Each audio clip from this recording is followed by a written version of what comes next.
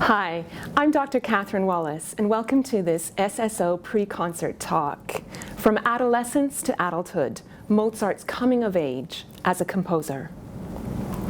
In the life and career of every artist, there is a moment when the curious, exploratory steps of the student become the bold, individual strokes of the master. What marks this transition from adolescence to adulthood? And can it be heard in the music itself? On March 31st, the SSO will perform two works by a composer whose physical life had scarcely moved into adulthood before it ended, yet whose artistic output is remarkable for its maturity, individuality, and lasting impact. This composer is Wolfgang Amadeus Mozart, and the two pieces we will hear are Mozart's Lucio Silla overture and his Symphony No. 29, both of which reveal Mozart's coming of age as a composer. Like many of Mozart's lesser-known operas, Lucio Silla is often overlooked today. Yet this music deserves a wider appreciation.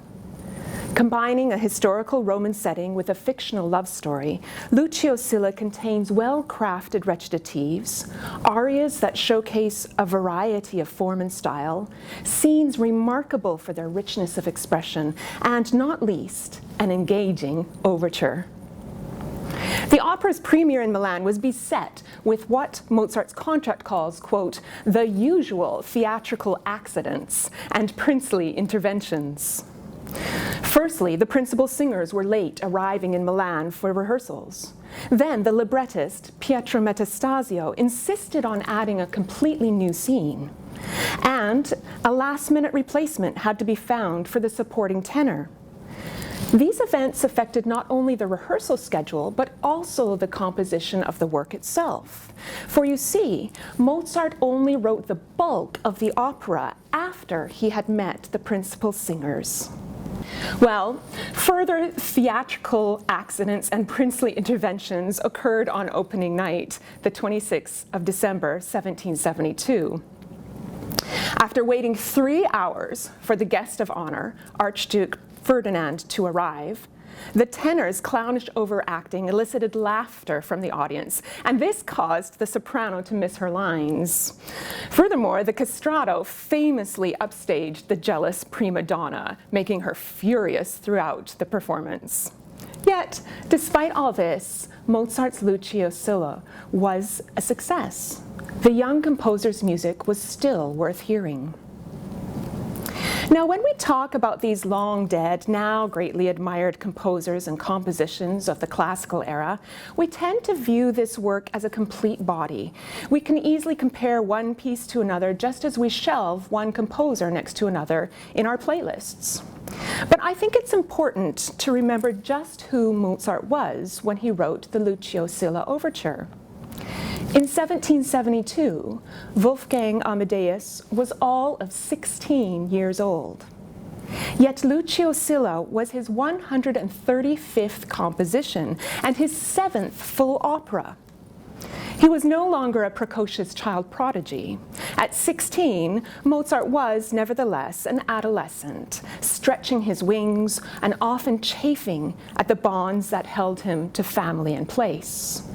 Sometimes confidently grown up, sometimes childish, he was throughout his life a prankster with a strong sense of humor. And we see this in the jokes and nonsense that he writes to his sister Nannerl from Milan. In a letter of 18th December that same year, he says, "Have you heard what happened here? I'll tell you. Today, we left Count Firmian's palace to go home, and when we got to our street, we opened the door of our house, and what do you think happened? We went inside." He signs the same letter saying, "Goodbye, my lung, I kiss you, my liver, and I remain, as always, my stomach, your worthless freighter brother Wolfgang." But Wolfgang was also growing up, as a boy and as a composer. And Lucio Silla, the last of his Italian opera seria, hints at an originality of expression that leaves behind the bounds of musical convention and points to the mature composer soon to emerge. Just 2 years later, Mozart would write his Symphony No. 29, the second piece by Mozart that we'll hear in this concert. Called a landmark in the young composer's stylistic development, this is the Mozart we know and love. Elegant themes, energetic rhythms, and engaging scoring for strings, winds, and brass grace the opening sonata form allegro. An intimate lyrical cantabile characterizes the second slow movement. The third movement, a minuet, displays some of Mozart's youthful humor in its almost nervous dotted rhythms and staccato articulations, but this is contrasted by a graceful trio section. And the fourth movement, a spirited and brilliant allegro, experiments with 6/8 time and contains a reference back to the opening movement's main theme. Symphony No. 29 is one of 12 symphonies that Mozart composed in 1773 and 74, immediately before, during, and after a 10-week trip to Vienna. 5 of these are 3-movement Italian-style symphonies. The young composer here is still writing what he knows and what his employer wants. And then comes Symphony No. 25, known as the Little G minor. This is Mozart's first minor key symphony and his first Sturm und Drang composition.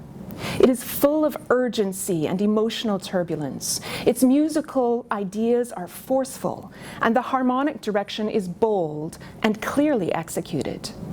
This work is something entirely new from our growing musician, the adolescent composer expressing his teenage angst, perhaps, or the young adult taking his first steps into an entirely original and unexplored compositional terrain. Whatever the impetus, there is no turning back. Mozart crosses a threshold, and the only way is forward. Symphony No. 29 follows close on its heels. It was composed in April 1774, and it continues to advance the young composer into new territory. The sonata form movements remain dramatic and intense, although the raging of storm and stress is now mollified, softened by gentler, more subtle phrases. The muted andante is somehow more elegant than in previous symphonies, and the finale less demanding, more inquisitive, and experimental. At 18, Mozart, the composer, has come of age. By some standards, all of Mozart's work can be considered youthful. The extraordinary composer died just before his 36th birthday. Yet, as a composer who wrote his first symphony at age 8, his first opera at age 12, Mozart was advanced beyond his years. Mozart's Lucio Silla overture and his Symphony No. 29 sit at the midpoint of the composer's tragically short life, but at the threshold of his maturing from adolescence to adulthood. This is Mozart's coming of age. But this is music that defies the ages. Music that is engaging, moving, and above all, timeless. Thank you, and enjoy the performance.